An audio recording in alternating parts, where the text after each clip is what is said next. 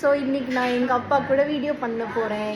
So நான் காலையிலேருந்து என்ன பண்ணுவேன்னா, ஃபஸ்ட்டு 6 மணிக்கு எந்திரிச்சிருவேன்.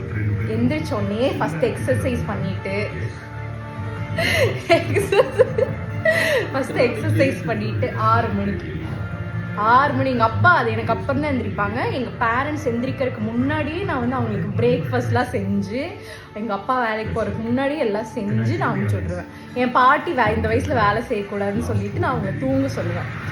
எந்திரிக்காதீங்க, எந்த வேலையும் செய்யாதீங்க, தூங்க சொல்லுவேன். சொல்லுப்பா.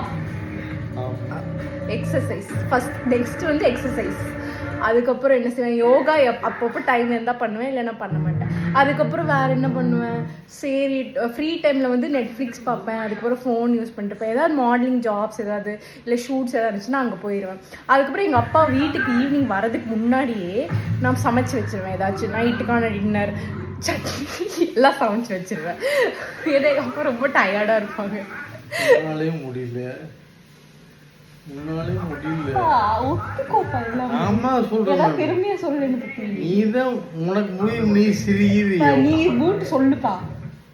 ஆமாங்க, சொல்றதெல்லாம் உண்மைங்க. ஏன்னா காலைல எந்திரிச்சு எக்ஸசைஸ் பண்ணுவாங்க, காலைல எந்திரிச்சு பல்லு வலிக்குவாங்க, 6 மணிக்கு செஞ்சுருவாங்க. நான் 7 மணி 7:30 மணிக்கு பண்ணுவேன். அதுக்கு முன்னாடி எல்லாம் பண்ணிடுவாங்க.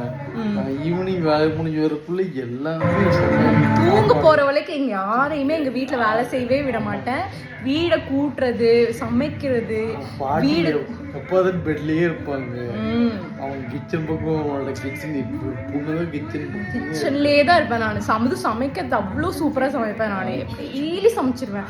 மார்னிங், ஆஃப்டர்நூன், ஈவினிங், எல்லாம் நைட்டு, எல்லா டைமும் யாருக்கு என்ன வேணுமோ எல்லாமே செஞ்சு கொடுத்துருவேன். வீடு கூட்டுறது, வீடு துடைக்கிறது, துணி துவைக்கிறது. அதுவும் எங்கள் அப்பா டெய்லி வேலைக்கு போயிட்டு வந்து ரொம்ப அழுக்காக இருக்கும் துணியெல்லாம்.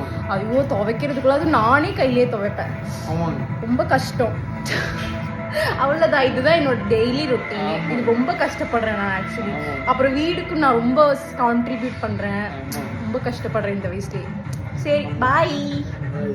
என்ன மாதிரி எல்லாருக்கும்னு சொல்லுப்பா. பாய். பொண்ணு மாதிரி எல்லாரும் இருந்தீங்கன்னா நல்லா இருக்கும்.